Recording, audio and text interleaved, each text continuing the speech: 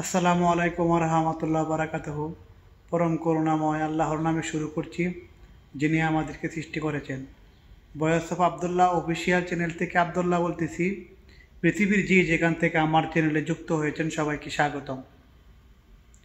বাংলাদেশের একজন বিশিষ্ট নেতা, সিনিয়র নেতা, তিনি হলেন মির্জা আব্বাস।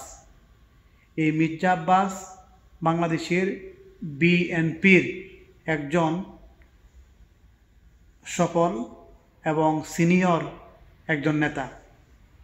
তিনি বঙ্গভবনে গিয়েছিলেন। সেখানে তার যে হাতের মুঠোফোন মোবাইল তিনি হারিয়েছেন বঙ্গভবনে। বাংলাদেশের যে রাষ্ট্রীয় ভবন বঙ্গভবন, সেখানে যদি এই বিশিষ্ট নেতা কিংবা এই নেতা সমতুল্য যে কোনো ব্যক্তি যদি এই বঙ্গভবনে মোবাইল হারিয়ে ফেলেন, তাহলে সাধারণ মানুষের অস্তিত্ব কোথায়?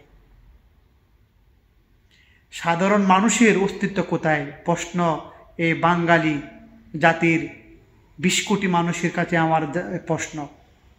একজন সিনিয়র নেতা, রাষ্ট্রীয় ভবন যেটা আমরা বঙ্গভবন নামে চিনি, সেখানে যদি একজন বিশিষ্ট নেতার ফোন চুরি হয়ে যায় অথবা ফোন হারিয়ে যায়, তাহলে সাধারণ মানুষের অস্তিত্ব কোথায়?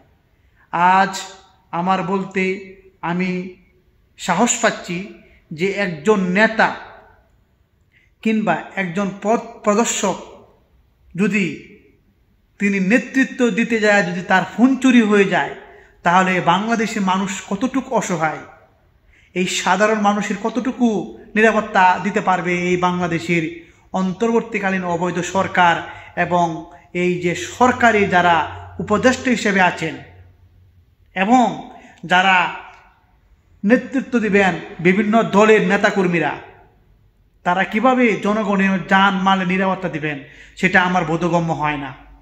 বাংলাদেশের মানুষ আজ জাতি হিসেবে নিকৃষ্ট এবং লজ্জিত।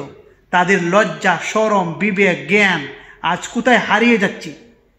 বঙ্গভবন থেকে মির্জা আব্বাসের ফোন চুরি হয়ে যায়, এটি ভাবা যায়? আজ আমরা কোথায় আছি? বাঙালি জাতি নিকৃষ্ট জাতি। এই জাতির কোনোদিন লজ্জা, শরম, বিবেক, কোনোদিন জ্ঞান বুদ্ধিজ্ঞান হবে না।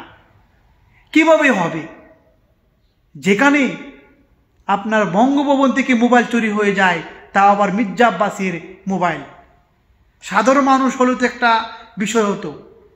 কিভাবে এগুলা করা হয়? তাই বাংলাদেশের মানুষের প্রতি আমার আকুল আবেদন থাকবে, এই দেশকে বাঁচান, দেশের মানুষকে বাঁচান, দেশের সম্পদকে রক্ষা করুন। তাই আমি আপনাদের এই নিউজটি প্রকাশ করার জন্য আমি অত্যন্ত দুঃখ প্রকাশ করছি। আমি জাতি হিসেবে লজ্জিত। কেন এই ওনার মোবাইল চুরি হয়ে যাবে, তাও আবার বঙ্গভবন থেকে? তাই আপনাদের দোয়া ও প্রত্যাশা রেখে আমি আপনাদের মাঝ থেকে আজ বিদায় নিচ্ছি। দেখা হবে পরে কোনো ভিডিওতে ইনশাল্লাহ।